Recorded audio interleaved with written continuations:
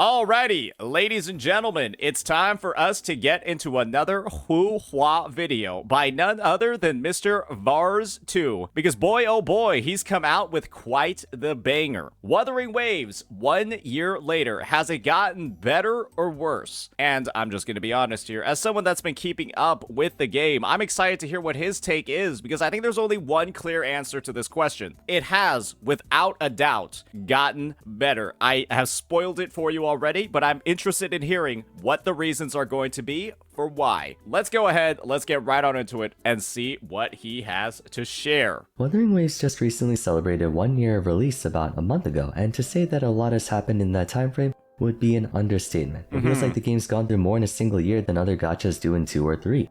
I feel like he's already, like, within the first 15 seconds of the video, he's already throwing shade at the fact that the Genshin devs don't fucking do anything. Yeah, that the Genshin HSR ZZZ devs, they don't fucking do anything. Maybe you can say ZZZ doesn't fall in there, but after the absolute disappointment that was version 2.0, I think they might deserve it. Impressive given how shaky of a start the game had in the beginning. With my channels being predicated on discussion and food for thought, I wanted to make a video reflecting on how I feel WuWa has performed up until now, talking about how I personally feel about the game, the things it's done well up to this point, what I think they could improve over the second year, but most importantly to answer if the game's gotten better and whether or not you should start playing it if you haven't yet, or continue playing if you did. Unsurprisingly, this will be a more talk-focused video of me just rambling and whatnot, but I'll try my best to keep things organized. So let's discuss how Wuthering Waves is doing 1 year later.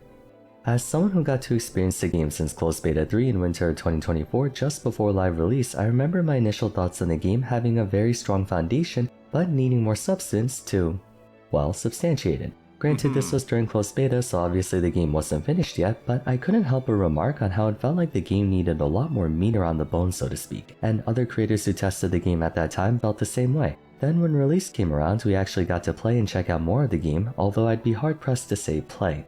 I personally didn't have any issue with downloading, installing, and getting in, but I know a lot of people did. I guess this is the thing, is every single time I hear about somebody talking about the launch issues, every person that talks about the issues says that they didn't have any issues. Every single time. When somebody's covering about how bad the launch issues are, they always start up with the disclaimer of, I had no problems at all. The first week of WuWa's release could be described as pure chaos. The game dealt with a ton of optimization issues that made even high-end gaming computers struggle to handle it, and overall, it was a pretty messy launch, causing many people to write off WuWa over a disappointing first impression. I'm gonna be real, let me give my initial take on like the WuWa situation on release. I ran WuWa perfectly fine with a 6-year-old machine. Yeah, it was a 6-year-old rig, processor from 5 years ago, graphics card from like 5 years ago, all of that stuff. Yeah, it was old stuff. 5700 XT. It was like a Ryzen 5, really like 3600X, and there was no issues at all. The circumstances surrounding this game were more domineering than that of other gachas. People knew of Wuthering Waves for a significant amount of time, and with the strong premise and amazing gameplay footage we saw earlier, expectations ran very high, not to mention people were hoping to find a game that could truly rise up to the occasion that Genshin Impact's legacy had set. Sentiments were mixed, if not potentially erring on the side of pessimism following WuWa's initial tumultuous release.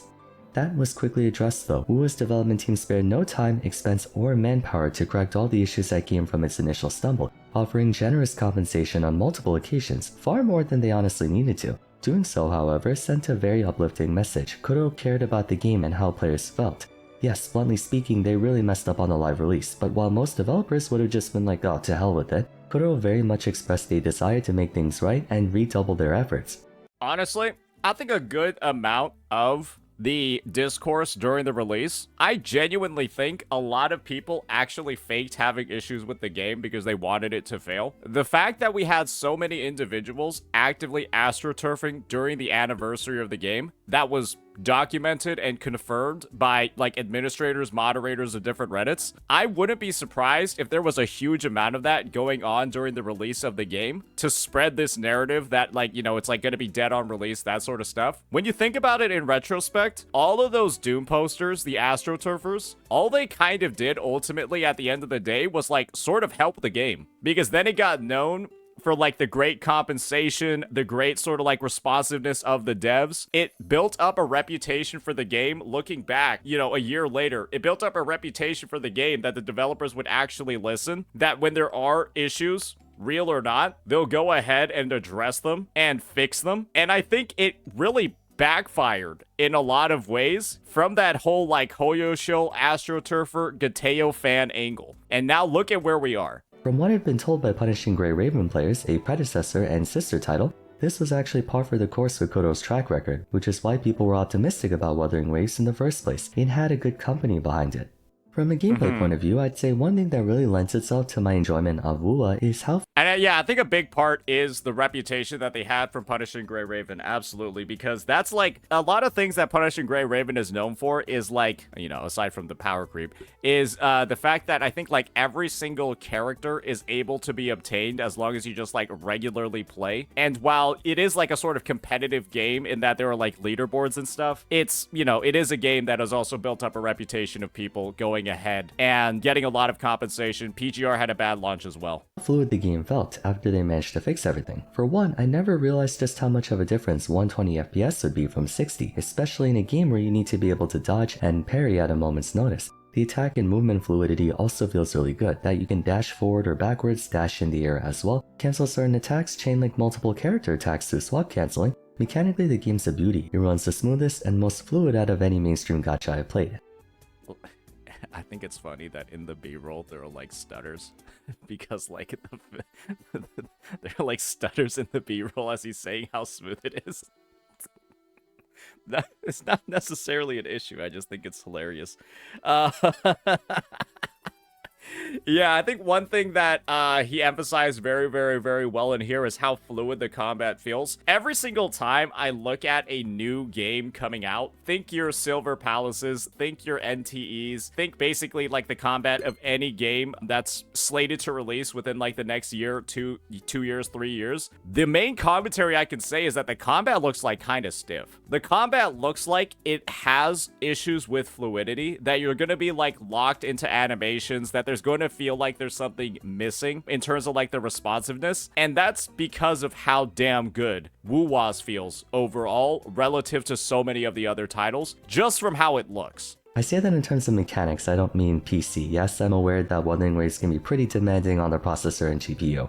Anyway, so they definitely touch on the quality of life features too, like how stamina doesn't drain when you're out of combat, or how you can run up walls instead of painstakingly climbing. Not realistic by any stretch of the imagination, but when did action hack and slash RPGs have realistic movement physics to begin with? I mean, Carlotta summons guns from her asshole, so I mean, yeah, I don't think realism is too much of an emphasis over here. I honestly feel like this game's movement should be the gold standard of any open world action gacha game, and there's a lot of them coming out in the future.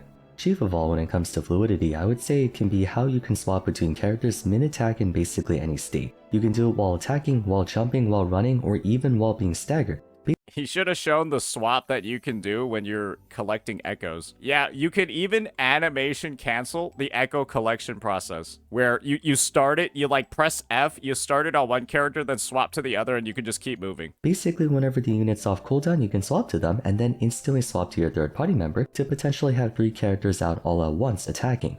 It's even a viable strategy too, where Kuro designs characters who can fit into that style, and there are certain parties and attack rotations that only work by rapidly swapping to and from your party. Animation canceling is a huge thing to include in combat because it gives more agency to the player and more input responsiveness. Point being, the game feels really good to play. I've only ever used a keyboard and mouse, but I'm sure controller players also appreciate how responsive the game is. If you play this game on a controller, I think less of you as a person. I'm just gonna be honest with you. Yeah, I've seen the input. Yeah, you gotta press like some right trigger and shit to do like half the Nah, bro. Nah, just use a keyboard. What are you doing here? Elaborating more on the combat side of things is where I think WuWa really began to come into its own. The usage of gadgets has always been a thing in other open world games, but I love how the very first one we get is a... And I think one thing he didn't talk about enough that he maybe could have dove in on over here, and maybe just using like some B-roll from fucking Wallenstein's, right, is the absolute level of like disgustingness, like the skill ceiling for the game that exists, and like the differentiations you can have between different playstyles just based off of how willing you are to like swap and experience some of those advanced mechanics, right? Because you can have like Wallenstein's over here doing like cracked out ADHD methamphetamine clears where, you know, he's swapping between like 3 different units, and the only thing preventing him from swapping more is like the cooldown on swapping. And then you also have like the very, very simple hyper carry playstyle teams where you're just going from Shorekeeper to Jeja to Carlotta, and you could honestly play that team with half of a hand. Yeah, you don't even need one hand, you need like half of a hand, and you can probably run that team perfectly fine. How responsive the game is. Elaborating more on the combat side of things is where I think WuWa really began to come into its own. The usage of gadgets has always been a thing in other open world games, but I love how the very first one we get is a grappling hook that can effectively double as an extra jump for more height, which at times can also have actual combat applications. Okay. If you're using the grappling hook in combat, you're a pussy. I mean it from the perspective of not to do like cool tricks, but if you're like playing Jinsei and you're like, oh, I'm just gonna grappling hook so that I'm invulnerable, cut that shit. The one system Dodge like a man. I'm sure drew everyone's attention though was the ecosystem. Most gacha games have an equipment base consisting of different accessories with their own array of stats, but that would really be all they were, past a boost to a character. Wuthering Waves was the first one I've personally played where your equipment could actually play a functional role in combat, ranging from summons that fight alongside you to buffs given to the character to transforming into the actual monster itself. Such a simple idea of capturing an enemy and using its power for yourself creates an entire new layer of gameplay that adds more personality in how one person plays a character compared to another. And I think one thing that has made echo skills feel so much more interesting that I don't think Vars necessarily, I don't think he showed this specific example, but I'll show it because I think that this integration is one of the coolest things I've ever seen when it comes to the mechanics of the game, is actually this bad boy. Where's my rover? I don't know if you guys have actually read what the Nightmare Kelpie does, but this might be one of like the biggest advancements, one of the coolest things I've seen an echo skill actually do. Because what this echo skill does is it lets you transform. It deals glacio damage, but then it also has a passive bonus and a second passive bonus, where when you switch out with an outro, it summons the Kelpies and they deal damage on your outro skill. They basically become an outro skill for you. This is, like, to me, this is insane that it has, like, this much variability, that they're willing to, like, experiment this much with how, like, the character kits interact with the echo skills, because now this makes it, right, so that Arrow Rover, a character that traditionally doesn't have an outro skill that damages, right, now they actually do have one, and that's kind of interesting. Now you can use it while you're on field. I guess the only shitty part is that it's only available on the Arrow sets, so it having, like, this glacio damage bonus is like kind of strange, but that also probably means that it might drop a third set in the future that's related to a glacio set, and then it'll be usable for even that as well, where, you know, on the glacio team it'll be focused on using the active skill, while on the arrow teams it's focused around you using the outro. So yeah, usable on multiple characters, very, very cool dynamic. And I mean, just overall, this is how far they're able to go with the design of their echo skills in the game because of how the system works. Acid bonuses, bonuses on outro, bonuses from being equipped, active skills that you can use. This sky genuinely is the limit, and it's so strong and it's so variable that this echo is viable on multiple characters, and there are also different options you can use as well that are also viable too in the gameplay. Like, you can just use Remedy Fleur-de-Lis instead if you want an active echo skill that deals arrow damage as well. So there's just like that flexibility built into the system, and as a result of it, right, different play styles that you don't necessarily lose out on, or you don't lose very much at all from experimenting and trying out different things. Understandably, there's going to be optimization and min-maxing and stuff, like how this one echo is very clearly meant to be the main echo of this one character, but even simple... I'm sorry. Okay. That's the Nightmare. Come on, buddy. Come on, buddy. This is the Nightmare Tempest Mephis. Why are we putting Yinlin? Be the main echo of this one... this is the Nightmare Thundering Mephis.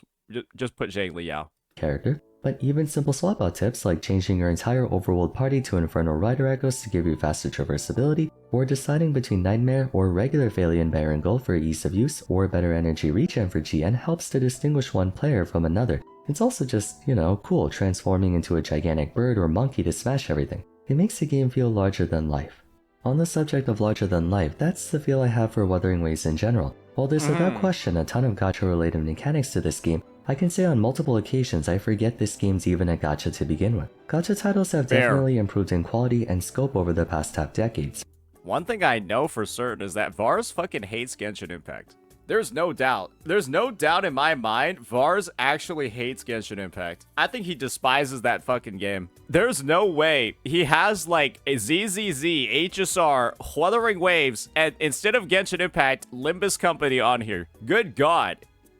Good God. Certainly more than those glue-like mobile titles we had back in like 2015 and He's basically saying Genshin's like fucking Candy Crush. still being playable on mobile and being a gacha has been building itself to be a lot more than just that. I think one thing about Wuthering Waves is that it's primarily a PC game. I don't think at all that the game is really even slightly optimized for mobile. And when I say optimized for mobile, I don't mean like performance-wise. I think gameplay-wise, right? Like it being mobile is like it's a sideways way to play the game, right? It's not like the main way that it's supposed to be played. And the end result is that it's fine, it runs, but you're always gonna have a better experience playing it on the PC with keyboard and mouse or playing it with a controller. Just the way that it works, it's like you want like a big field of view in the game. You want to be able to see where all the bosses are attacking from. You want to be able to like really quickly and precisely put in various inputs. And that's just not something that'll happen on mobile. And they make sure that the game experience doesn't suffer on the better platforms just so that it feels like better on mobile. They leave the room for the complexity in the combat, the complexity in the gameplay, the complexity in the character kits, and don't sacrifice it just to make the game feel like super accessible on mobile. And I think that's something that's good. I think that's something that's great because, you know, unless you're somebody that's like doing like holograms or like fucking crazy ass endgame quick swap rotations on mobile, I mean, let's be honest here, right? They have teams designed for mobile users, for mobile players. And the Carlotta Jeja Shorekeeper one that I just mentioned, that's a mobile team, buddy. Yeah, that's a team built for mobile. I already went over how the game's movements are on par with actual hack and slash games in terms of how smooth and snappy it feels, almost to the point where I don't know how you can play this game with only 2 thumbs. They prioritize mobile gaming though? No, they don't. And the existence of dodge and parrying, giving players the ability to quote-unquote outplay enemies and overcome any challenge not by swiping, but also improving your mechanics. You can literally solo bosses in this game without taking a single point of damage if you learn their patterns and get the hang of dodging and parry timers. In addition, when you look into its characters and how each of them has a distinct playstyle centered around their own win conditions, while you are supposed to play them in groups of 3 bouncing off each other, the majority of the game's units are designed to have a fully comprehensive playstyle and identity to them. Some characters enter a different stance that gives them a unique set of attacks like Jinxi, Camellia, and Phoebe. Others have a base form and empowered form that Did he mean to say Cartithia? Wait, Phoebe's attacks are the exact... Okay, I think Phoebe's attacks are like literally the exact same between the forms, right? It's just you got like slightly less of them if you're in confession mode. Maybe he meant Cartithia. base form and empowered form that dramatically amplifies their power level for a short time like Jian, Shangli-Yao, and Cartithia. Ah, that's where Cartithia is coming up. I see now. I see the image. I see the picture. Some units prefer to spread the DPS across multiple hard hits like Carlotta and Donnie, while others want to charge up for a big explosion like Changli and Brandt. The gameplay extends beyond the scope. I think it's a little bit presumptuous to call Changli's a big explosion. A big 40k explosion. A big 50k explosion. I do fully agree with the Brandt though. Of normal attacks, skill does this, and ultimate does something bigger. The roster continues to expand and add new units to every element, but characters in this game are defined less by the element or weapon type they hold, and more by movement physics, attack animations and rotations, and of course, playstyle. Gachas are games that heavily pressure players to go for certain things in a certain way, kind of like a formula. This option is mathematically the best for your results, this team is statistically the best for that content, and whatnot. At a certain point, it feels less like you're playing the game yourself and more just reading a guide on how to play it, and while guides, optimization, and efficiency are still present in WuWa, the game lets you approach content in whatever manner that resonates with you. If you're the type of person who enjoys team building and wants to create a bunch of different squads to take on the game. Is that a Maggie chart? I think that was a Maggie chart. But I guess this is the thing, right? When you go across your regular gameplay, Jesus Christ, those charts have to be some of the most useless things imaginable. Guys, I saw Maggie's Cartithia guide. I saw the rotation that she was putting up, and I was just like, nobody's doing that shit. There's not a single person on God's green fucking earth that is doing that rotation.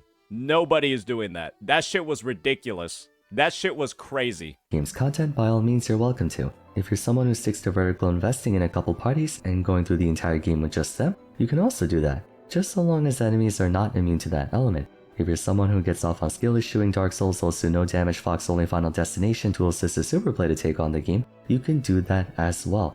And believe me, we do have that category. There is a small group of players in the community who religiously, fiendishly take on every endgame boss using only a single character, Danjin.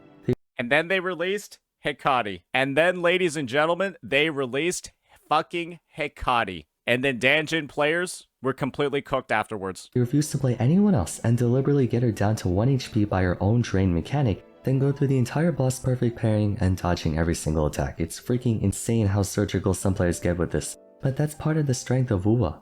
A huge factor of what makes a game popular and successful is player agency, the feeling of the player being able to approach the game in their own way and being rewarded for the effort they put in.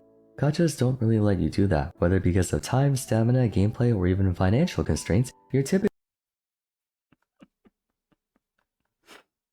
forced to play the game in a certain fashion, regardless of if that's the way you want to play. Wuthering Waves is less about winning through systems and numbers and more about winning. And that, guys, this was not pre-watch. This was not pre-watch, ladies and gentlemen. Remember what I just said before? W fucking vars. W fucking vars. Take that spreadsheet. Take that fucking theory crafting sheet. Wipe your asshole with it, brother. Because it is so genuinely, like, just nothing.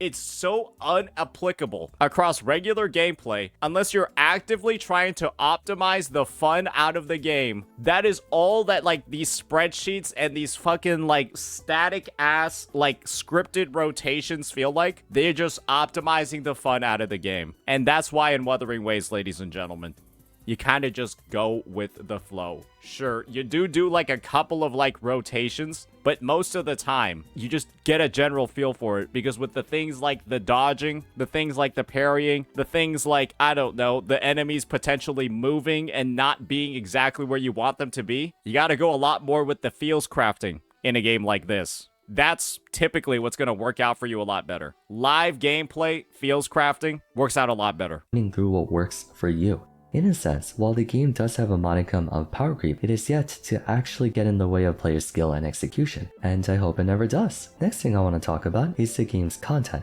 I went over the foundation. He went over the power creep part, right? Absolutely correct. I have never seen a game, I think Wuthering Waves might be one of the only games where literally every single character on the roster, every single limited character, at the very least, is still very viable in pretty much all the content. The only one that I would say right now that feels actually genuinely bad is Yunlin. That's probably the only one. And the thing is that she still has like some sweaty, quick swap oriented rotations where she can still be a top performer. She's a little bit unfortunate being a 1.0 character and also being like a sub DPS that a lot of people thought was going to age well with time, but she still has the potential to work quite well. Execution.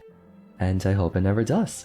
Next thing I want to talk about is the game's content. I went over the foundation and structure of the game so far, but what about the content side of things? Initially, I found the absence of much to do in the game to cause players to eventually grow bored of it. Even in later parts of version 1 like 1.3 and 1.4, I felt a bit of that. Not to say there wasn't anything to do, exploring the overworld was of great importance for more than just exploration enthusiasts. Progression-oriented players had to as well for the purposes of expanding their databanks. Mind you, every gacha game starts out kind of bare bones at the beginning. It's not like WuWa was the only one who had this. But on top of deciding to bring out version 2 a lot earlier than people expected, when comparing the total map size and volume of version 1 to version 2, it's like double, and that goes for content as well, for all players.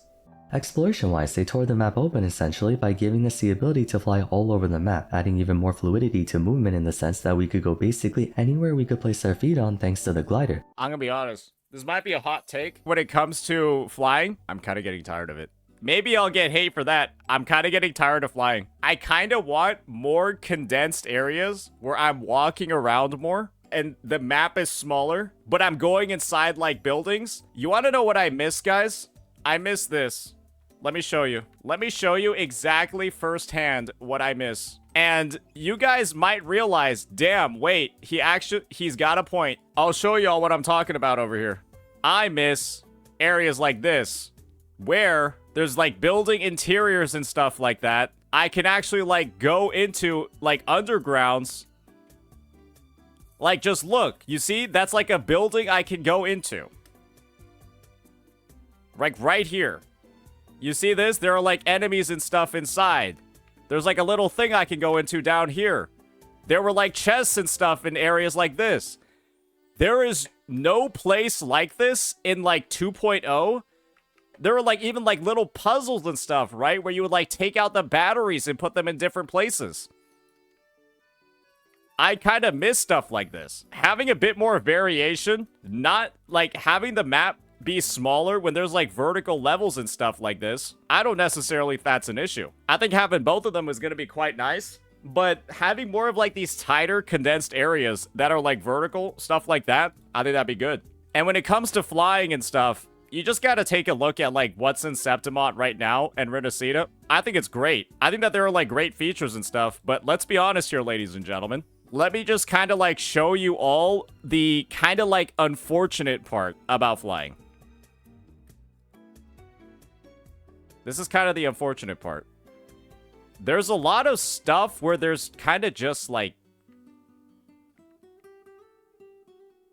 nothing. Right? There's a lot of areas where there's kind of just nothing. And because you can fly, it's like not that big of a deal that there actually is nothing. There are definitely like some great vistas and stuff, and it's cool to just like fly around and stuff like that. But there are just a lot of moments where there's kind of like nothing. And I'm saying that that's kind of where the entire vibe of 2.0 has been. And it's been like this for 6 months. It has been like this for 6 months. And I'm saying, well, I kind of miss the tighter areas. I kind of miss, like, the mob density that I saw in the port city. And having, like, a variation between the few, and knowing that 3.0 is supposed to be in the new Federation, I'm, like, excited to see more of, like, these densely populated areas and more, like, that vertical interior sort of stuff. But then again, there are some people, I guess, with a crippling amount of ADHD in the chat that, you know, are just like, If I don't have flying, the game is unplayable. I need flying or I can't play the game. I need to go fast everywhere. Story-wise, version 1.0 story was honestly pretty middle of the road. Not bad, but not great. But then the narrative began to get better over time, and version 2 story was a lot bigger and more well written, all while still giving those who didn't care to read or watch the chance to skip and get a TLDR. There is so much quality of life and convenience in this game, it's hard to find an area that doesn't get improved in some way, shape, or form. I like how this is all stuff from 6 months ago, too. This isn't even, like, recent stuff. Literally half a year ago, he's showing all these updates. This is why you don't see a lot of stuff about quality of life in Wuthering Waves nowadays. This is why quality of life updates are kind of rare every single patch. You want to know why?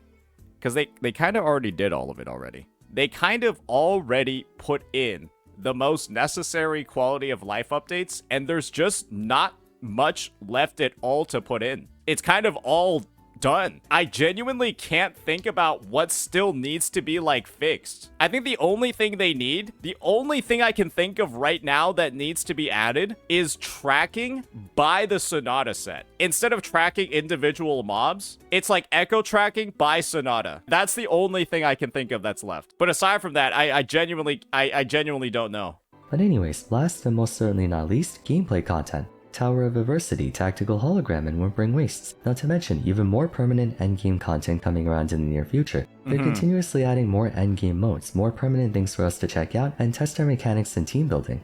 At this point, WuWa has almost become a full-on standalone release with how much there is to do. Even after you expend your daily energy, you just have a massive checklist of things that could keep you busy well into the next version. There's still a hard limit, don't get me wrong, it's no MMORPG, but a large reason why people have been enjoying version 2 so far is because the game has expanded and improved a ton in every which way possible. Kuro's not just catering to one demographic, they're trying to please every part of the community, and that's ultimately why I find myself enjoying Wuthering Waves more and more with each passing version.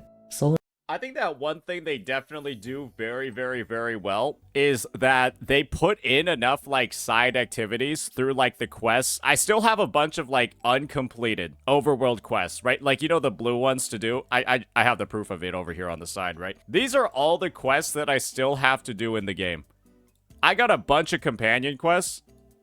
A bunch of, like, I still have some of the fishing stuff. I still got, like, a bunch of exploration quests, all that. That's because I'm just saving them for a time where I just really want to sit down and experience, like, the world of the game. But this is also the flip side of it. I'm still able to spend a fuck ton of time focusing on stuff like just the end game, just the farming, just character progression. And that's how many layers there are to this game. You can play it as like a story-based game where you're just going out and like completing all the quests, or you can treat it as like mostly an RPG where you're going ahead and you're just like focusing on making your characters as strong as they can be, like farming their gear, farming their equipment, and you're just trying to get the highest numbers possible. And I think that the fact they've been able to capture it like this is what gives this game so much depth and so much playability for such a large amount of the populace.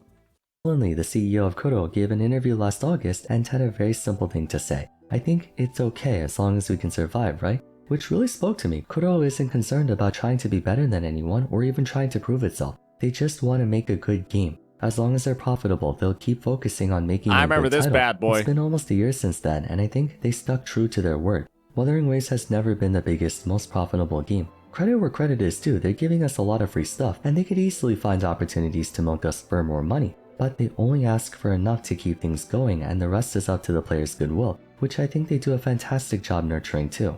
Kuro has made mistakes throughout WuWa's timeframe, but they were always intent on correcting and making up for them as quickly as possible. They're quick to respond to player feedback and criticism, evidenced by how many quality of life updates they include per version. They don't exactly pull a fast one on the metagame by power creeping old units into obscurity.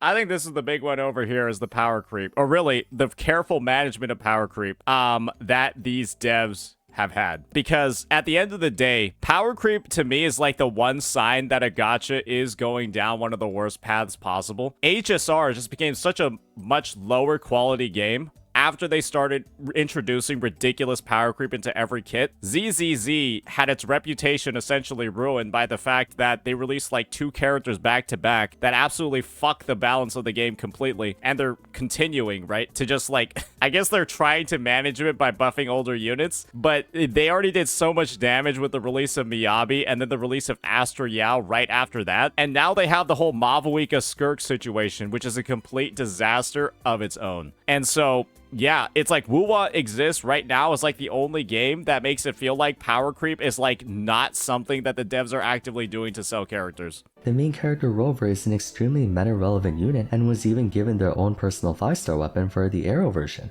And best of all, they give us meaningful endgame content to actually make use of our time and resources invested. Basically, what I'm trying to say is, Wuthering Waves and by extension their developer Kuro talked a big game and is actually delivering on it. When they say something, they follow through with it. That can be hard to come by in the gacha field. Companies are always trying to find ways to squeeze you for more money or do the bare minimum. But for the first time in a long time, I feel like the devs really do care about this game beyond the realm of turning a profit. They've demonstrated the capacity to build a strong foundation and continue improving it. Lots of character designs to appeal to any type of playstyle and players. Lots of overworld exploration for those who enjoy it. Good story for the lore buffs. Skins for the gooners. Skins for the cultured. Challenging endgame content that rewards you for learning the I bet Vars edited certain parts of this video one-handed. mechanics and strategizing, and the best part is they keep doing it. Usually by the first year, companies start to get complacent, but I don't see that for Kuro. The game keeps getting better and better. It's not perfect, Agreed. But what matters most to me is that they're moving upwards. They're not stagnating or moving down. That's good enough for me. What do you And I think this is the only correct take to have, because I think that there were a lot of people who, we all remember the Doom posting during the anniversary, right? It was like their personal fetish to talk shit about this game during 2.3, and then 2.4 released right afterwards, and then basically all those people literally disappeared into thin air. Because it has to be literally embarrassing to try to talk about the quality of Wuthering Waves after the release of version 2.4. It's just, it's legitimately embarrassing to try to talk about it, because right now it is unilaterally it's so clear that it is unilaterally the best gacha game that is in the market right now. ZZZ 2.0 looks like a steaming pile of dog shit compared to it, and all you have to do is rationalize, oh, yeah, 2.3 was a filler patch because 2.4 was one of the biggest updates the game has ever fucking had. And if all you can focus on is saying stuff like, 2.3 was shit, how much coping are you doing here? Oh yes, the patch prior to one of the biggest updates in the game didn't have that much stuff in it. But I'm just gonna talk about how it didn't have that much stuff in it. That's a sign of a retard. So it is what it is, right? What do you guys think about Wuthering Waves after a year of release? Do you think the game has gotten much better and recommended to others, or do you think I'm being way too charitable with them? Let me know in the comments down below. For now, Nah, you're just based. so if you enjoyed the video, I'd appreciate it if you left a like and subscribed. Don't forget to follow me on Twitter at @FarSfarum, join my Discord server, and check out my other Wuthering Waves discussions if you haven't yet. But till next time, thanks so much for watching, and I look forward to seeing you again soon. Take care. All right, very, very, very based video by Vars. I think he went through, I think he described a lot of the issues, or really, the lack of issues that are currently present in the game. And yeah, like I said before, very, very great takes overall. And I think he hit the nail right on the head when it came to like the progress of the game, all of the things it's doing exceptionally well. And, you know, ultimately, right, how the game has continually been taking things to the next level with pretty much every single decision that the devs have been making. And the end result is something, ladies and gentlemen, that's very, very, very good. So yeah, let me know what you all think. Peace.